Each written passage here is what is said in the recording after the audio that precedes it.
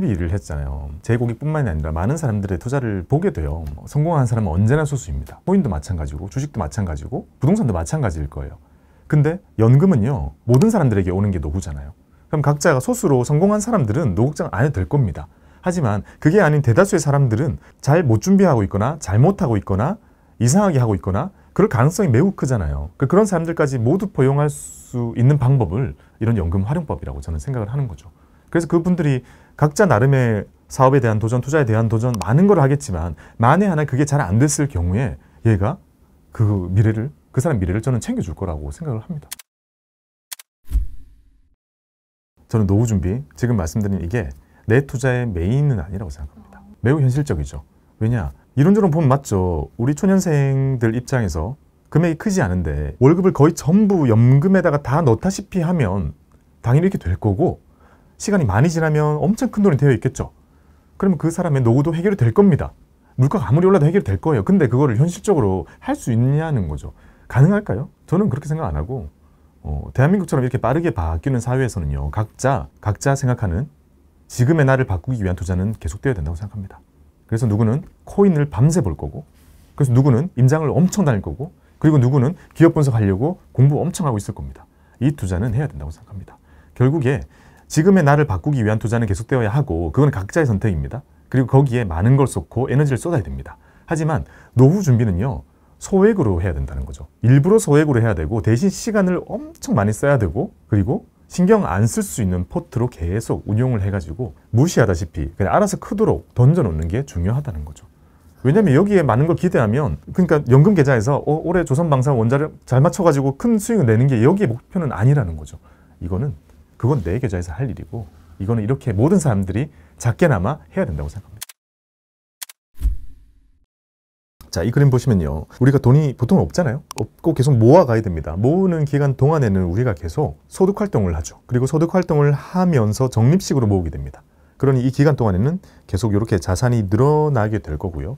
근데 이 늘어나는 기간 동안 현실적으로 우리 대한민국에 살면 외국에는 없는 이벤트가 있어요. 전 재산을 다 털어써야 되는 이벤트가 있단 말이죠.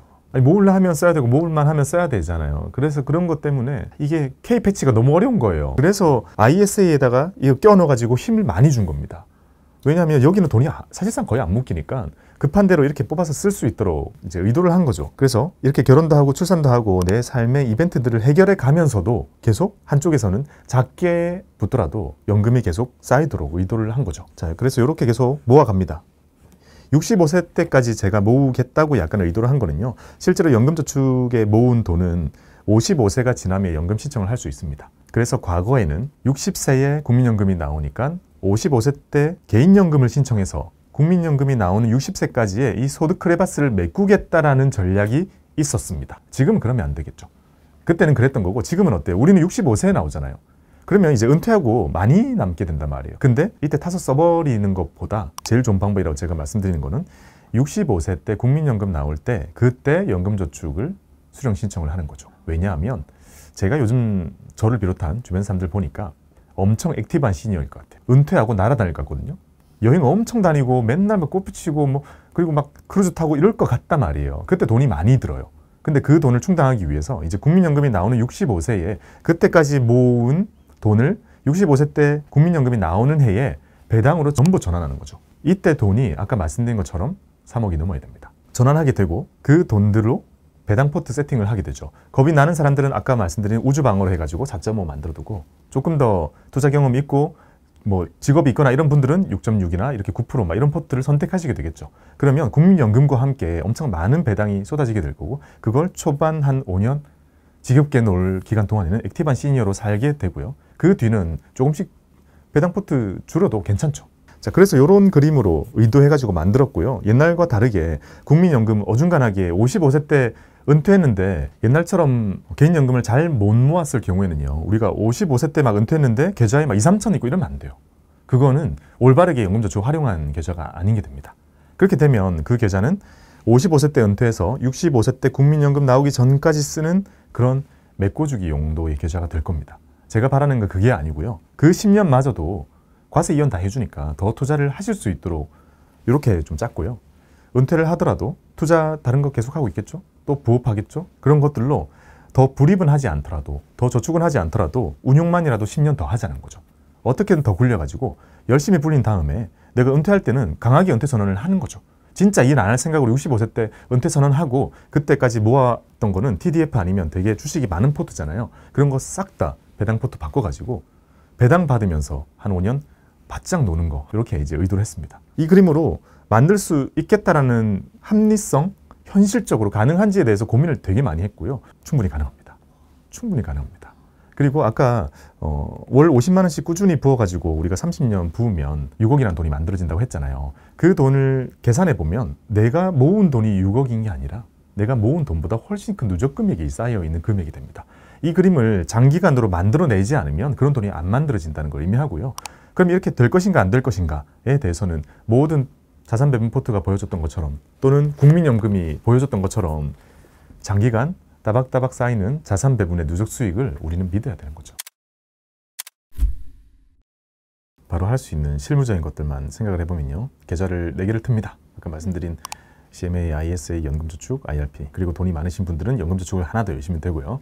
자, 이렇게 4개를 트고, 이 4개는 스마트폰마다 동시에 트기 메뉴 같은 게 요즘에 다 만들어져 있어요. 그래서 한 번 틀 때 여러 개를 묶어서 이렇게 터주시면 되고요. 자, 첫 번째는 CMA부터 보면 됩니다. CMA에는 남는 짜투리 돈들 다 넣어두시면 되고요. 어카운트 인포라는 웹에 들어가가지고 내 거 한번 조회 쫙 해보면 전 금융기관에 흩어져 있는 내 돈들이 나옵니다. 그 계좌들 싹 해지하고 가져와가지고 남는 돈들 CMA에 다 넣고요. 그리고 월급은 은행 계좌로 받으실 거 아니에요? 은행 계좌로 그대로 받고, 월급 통장은 은행 계좌가 되어야 합니다. 받고 월급 받은 첫날에는 이제 청약이랑 그리고 모기지, 뭐 월세, 카드값 정도만 빼고 남아있는 돈들은 그대로 CMA로 옮기시면 됩니다. 그럼 CMA에는 이제 일복리 이자를 줄 테니까요. 이자를 받으면서 뭔가를 기다리거나 파킹해 주는 게 낫고요. 그 다음에 CMA는 이자를 주는 종류에 따라서 RP형, MMW형, 발행허용 이렇게 종류가 되게 다양한데, 스마트폰으로 계좌를 여셨으면 RP형 CMA가 열리게 됩니다. RP형은 금리가 조금 낮고 월복리이기 때문에 이왕이면 일복리를 주는, 금리가 더 높은 발행어음형 CMA로 바꿔주는 게 좋은데, 놀랍게도 스마트폰 앱에 들어가 보면 나의 CMA 종류 변경하기 메뉴가 있어요. RP형으로 되어 있을 겁니다. 발행어음으로 변경하기 확인 누르면 바뀝니다. 그러면 월복리가 일복리가 되고 금리가 더 올라갑니다. 당연히 금융사는 제일 좋은 걸 우리한테 먼저 안 해주기 때문에 이 정도는 그냥 해두시기 바랍니다. 그거보다 더 좋은 게 있다면 MMW형 CMA인데요. 이거는 비대면으로 개설이 안 됩니다. 그래서 어떻게 하셔야 되냐면 RP형으로 개설해 놓고 내가 이용하고 있는 증권사 지점을 지나갈 때 딱 한 번 들으셔가지고 신분증 주면서 MMW형 CMA로 바꿔주세요 라고 말씀을 해주시면 MMW형 CMA로 바꿀 수 있고, 그거는 보수를 지불하고도 금리가 보통은 더 높습니다. 발행 음형보다도 더 높습니다. 그걸로 한 번 바꿔놓으시면 평생 쓰면 되니까 CMA는 이게 끝입니다. 자, 그 다음에 CMA에 돈이 남아있는 돈들, 그리고 월급 남으면, 월급 받으면 필요한 거 내고 넣어놓은 쌓인 자금이 이제 모이게 되고, 이 돈들 중에 첫 번째로 이체를 해야 될 곳은 바로 ISA입니다. 자, 책에는 CMA는 지금 빼놨어요. CMA까지 하면 5개의 계좌인데 5개는 너무 많다 해가지고 CMA는 일단 빼놨어요. 자, 그리고 ISA를 엽니다.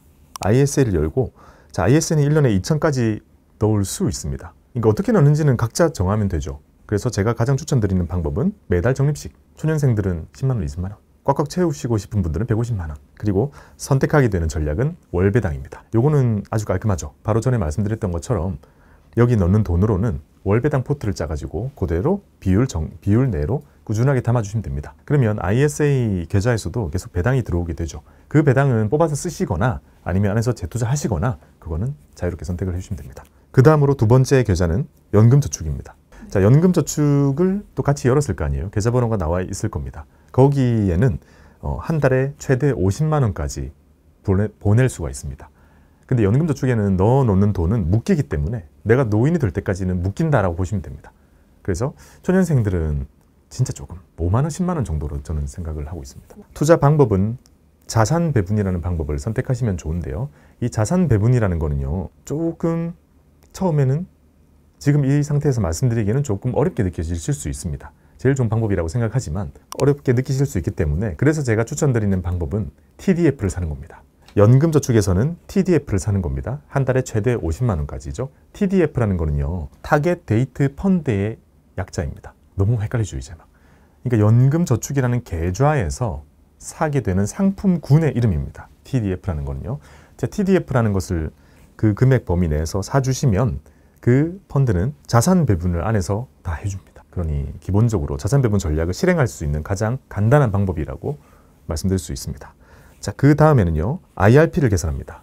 자, IRP는 퇴직할 때 받는 IRP 말고 스마트폰으로 내가 열 수 있는 IRP를 열게 됩니다. 자, 열어서 여기에는 돈을 조금 더 넣으면 세액공제를 추가로 더 받을 수 있는데요. 어차피 지금 세액공제 안 하실 거잖아요? 시청하시는 이제 40대 분들, 30대 후반 계신 분들은 보면 하실 겁니다. 자, IRP를 열어가지고요, 1년에 300만 원만큼 더 넣습니다. 그러니까 한 달에 25만 원이죠. 25만 원만큼 더 넣고, 자, 이것도 TDF를 매수하는 걸 가장 기본값으로 지금 말씀드리고 싶습니다. 그 다음에 연금저축은 한 달에 50만 원씩이니까 1년에 600이죠.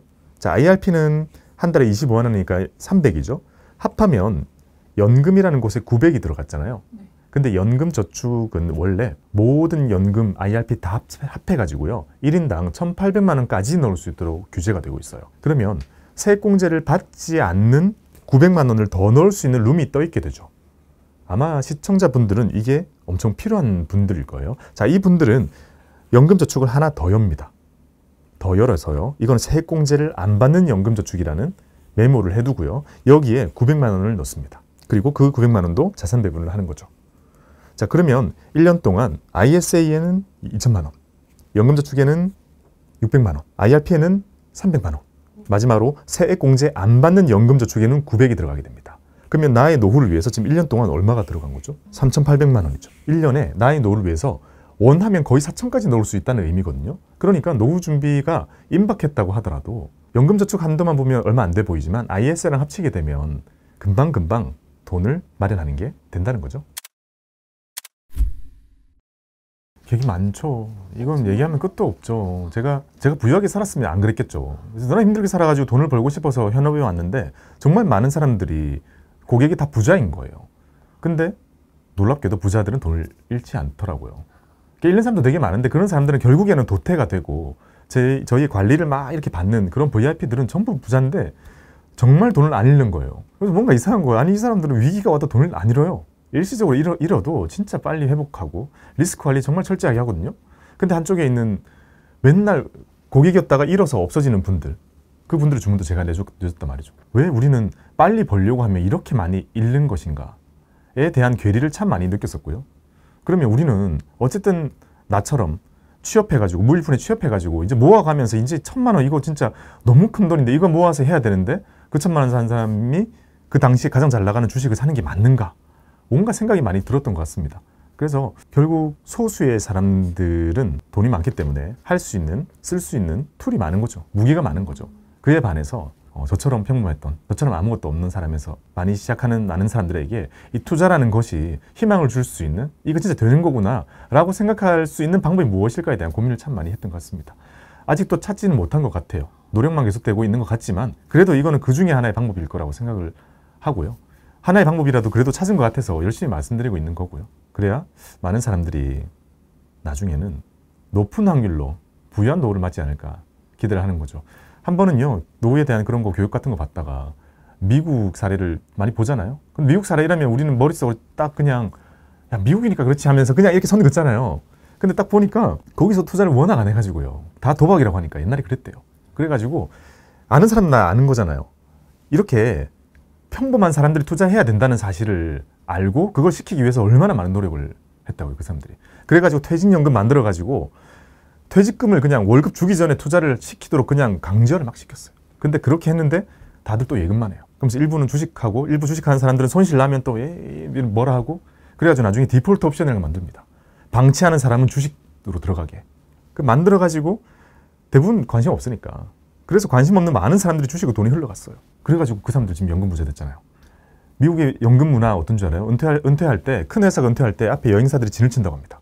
세계 일주를 떠나야 되니까. 동기들이랑 다 같이 떠난대요. 8개월짜리 코스로 떠난대요, 보통.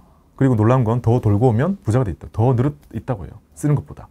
그러면 그 사람들이 그렇게, 우리는 맨날 은퇴할 때 되면 그 다음 직장 구하려고 그렇게 노력 많이 하고 쓸 돈 없는데 뭐 자식한테 다 퍼줬다 그러고. 근데 미국 사람들은 뭐가 달라서 공부를 저렇게 안 해도, 투자 공부 저렇게 안 해도 저렇게 많은 연금을 가질 수 있는 걸까? 보니까 이거는 한 명 한 명에 대한 투자 욕심이 만들어낸 게 아니라 많은 사람들이 생각하는 기준치가 올라가기 때문이라고 생각을 해요. 그래서 많은 사람들이 각자 투자를 하더라도 그 노후 그거는 있다시피 해서 넣어놔야 돼. 그래야 미국 사람들처럼 이렇게 쫙 올라와. 이런 생각을 저는 가지게 하고 싶은 거죠. 그러면 아마 많은 사람들이 무턱대고 시작하더라도 그런 많은 사람들이 한 30년 지나면 제가 은퇴했을 때는 저도 제 연금 계좌로 아마 득을 보고 있을 것이고 그분들도 득을 보고 있지 않을까. 아마 각자가 맞는 많은 투자를 하고 계실 거라고 생각을 합니다. 어떤 투자를 하시던 간에 내가 소액으로 먼 미래에 있는 나를 위해서 돈을 조금씩 흘려보낸다는 생각으로 이런 연금 투자를 하신다면 먼 미래에 나는 정말 부유해지지 않을까라는 그런 기대를 한번 해봅니다. 만일지도 모르죠. 하지만 저는 그렇게 믿고 해보고 있으니까요. 그래도 저처럼 많은 분들이 해보셨으면 좋겠습니다. 만약에 그런 미래가 왔을 때는 다 같이 잘 사는 세상이 오지 않을까요? 여러분, 성투를 기원합니다. 감사합니다.